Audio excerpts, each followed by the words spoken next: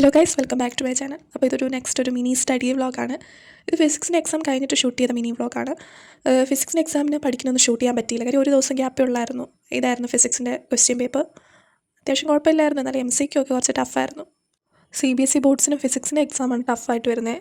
അപ്പം അതുകൊണ്ട് തന്നെ സ്കൂളുകാരും കുറച്ച് ടഫായിട്ടാണ് ക്വസ്റ്റ്യൻസ് ഇടാറ്. അപ്പം എക്സാം കഴിഞ്ഞു, ഇനി ബയോളജിയാണ് എക്സാം. ബയോളജിയാണ് ലാസ്റ്റ് എക്സാം, ഇനി ബയോളജിയും കൂടെ ഉള്ളൂ. അപ്പോൾ ബയോളജി പഠിക്കാമെന്ന് വിചാരിച്ചു. ടൈം ടേബിളിനകത്ത് ഒരു ദിവസം ഗ്യാപ്പേ ബയോളജിക്കുള്ളായിരുന്നു. പക്ഷേ എൻ്റെ ഇടയ്ക്ക് ഈ ഹർത്താലോ പണിമുടക്കോ അങ്ങനെ എന്തോ ഒരു സംഭവം വരുന്നതുകൊണ്ട് തന്നെ ഒരു ദിവസം കൂടെ എക്സ്ട്രാ കിട്ടുന്നുണ്ട്. അപ്പം 2 ദിവസം കൊണ്ട് പഠിക്കാമെന്ന് വിചാരിക്കുന്നു. അപ്പോൾ പഠിക്കാമെന്നൊക്കെ ഓർത്ത് എടുത്തു. 4 ചാപ്റ്റർ, ഫസ്റ്റ് 4 ചാപ്റ്ററാണ് എനിക്ക് ബയോളജിയുടെ എക്സാമിനുള്ളത്. ഞങ്ങളുടെ സ്കൂളിൽ അത്യാവശ്യം ക്വസ്റ്റ്യനും എക്സാമൊക്കെ ബയോളജി ഇടാറുണ്ട്. അപ്പോൾ അതുകൊണ്ട് തന്നെ ബയോളജി ഒരുമാതിരി അറിയാം. എന്നാലും ഒന്നുകൂടെ റിവൈസ് ചെയ്യാമെന്ന് ഞാൻ വിചാരിച്ചു.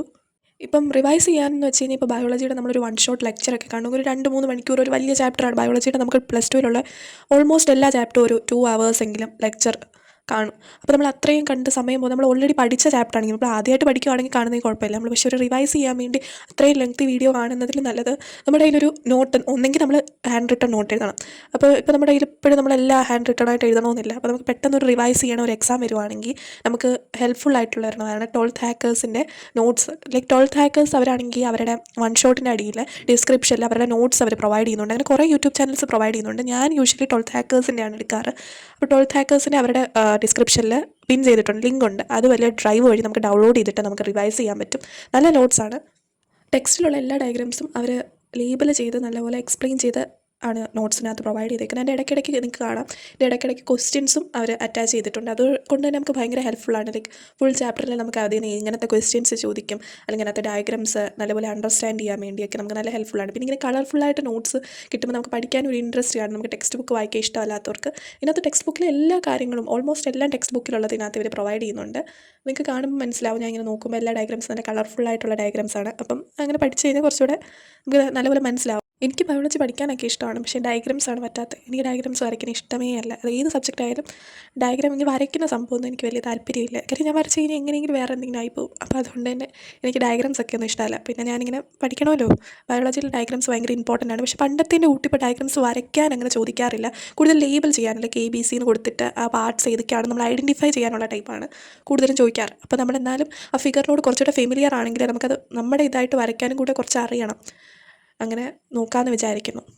എന്നിട്ടെന്താ, അപ്പോൾ ബയോളജി ലാസ്റ്റ് എക്സാം. ഇതും കൂടെ കഴിയുമ്പോഴത്തേക്ക് ഒരു സമാധാനമുണ്ട്, എക്സാം തീരുമല്ലോ. അപ്പം പക്ഷേങ്കിൽ അത് കഴിയുമ്പോൾ മാർക്ക് കിട്ടുന്നതാണ് അടുത്തൊരു പ്രശ്നം. ഇത് ഫസ്റ്റ് എക്സാം ആയിരുന്നു ഞങ്ങളുടെ +2-ൽ. യൂഷ്വലി നമ്മുടെ +2 തുടങ്ങി ഫസ്റ്റ് എക്സാമൊക്കെ ഒരു FA1 ക്ലാസ് ടെസ്റ്റോ കഴിഞ്ഞിട്ടാണ് നമ്മുടെ SA1 പോകുന്നത്.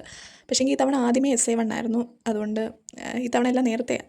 ഇത്തവണ ബോർഡ് എക്സാം കുറച്ച് നേരത്തെ ആയിരിക്കും, അതുകൊണ്ടായിരിക്കും സ്കൂളുകാരിങ്ങനെ നേരത്തെ ആക്കി. പിന്നെ ഒരു എക്സാം അല്ലേ, നോക്കാം നമുക്ക്. ഇനിയല്ലേ ബോർഡ് എക്സാം അല്ലേ മെയിൻ, അതിന് മാർക്ക് മേടിക്കാനല്ലേ നമ്മൾ ഇത്രയും പഠിക്കുന്നത്. അപ്പം ഒരു എക്സാമിന് നല്ലപോലെ എഴുതാൻ പറ്റിയില്ലെങ്കിലും ഹാർഡ് വർക്ക് ചെയ്യുക, എല്ലാവരും അതേപോലെ ചെയ്യുക. നമുക്ക് ഇപ്പോൾ ഒരു എക്സാം പോയെന്ന് വിചാരിച്ചോ, അല്ലെങ്കിൽ ഒരു എക്സാമിന് മാർക്ക് കുറഞ്ഞെന്ന് വിചാരിച്ചോ ഡിസപ്പോയിൻ്റ് ആവാതെ വീണ്ടും ഹാർഡ് വർക്ക് ചെയ്യുക. ലൈക്ക് നമുക്ക് എന്തുകൊണ്ടാണ് മാർക്ക് കുറഞ്ഞേ, അല്ലെങ്കിൽ നമുക്ക് എന്താ നമ്മൾ പഠിക്കാത്തതുകൊണ്ടാണോ, അല്ലെങ്കിൽ നമ്മുടെ മിസ്റ്റേക്സ് എന്തുവാ, അതിൽ ഐഡൻറ്റിഫൈ ചെയ്ത് അത് തിരുത്താനല്ലേ നമ്മൾ ഇത്ര എക്സാം എഴുതുന്നത്. അപ്പം അതെല്ലാവരും ഐഡൻറ്റിഫൈ ചെയ്യുക. അപ്പോൾ അതനുസരിച്ച് പഠിക്കാൻ നോക്കുക. ഇപ്പം കുറച്ച് നേരമൊക്കെ പഠിക്കുന്നവരാണെങ്കിൽ അവർക്ക് മനസ്സിലാവും ഇത്രയും നേരം പഠിച്ചുകൊണ്ട് ഇനി +2-ൽ കാര്യമില്ല. 10th വരെ പോലെയല്ല +1 +2 എന്ന് പറയുമ്പോൾ. 10th നമുക്ക് വേണമെങ്കിൽ ലാസ്റ്റ് നിമിഷം ലൈക്ക് എക്സാമൊക്കെ അടുക്കാറാകുമ്പോൾ പഠിച്ച് തുടങ്ങിയാൽ നമുക്ക് നല്ലപോലെ പഠിച്ച് കഴിഞ്ഞാൽ ഒരു അത്യാവശ്യം നല്ലപോലെ സ്കോർ ചെയ്യാൻ പറ്റും.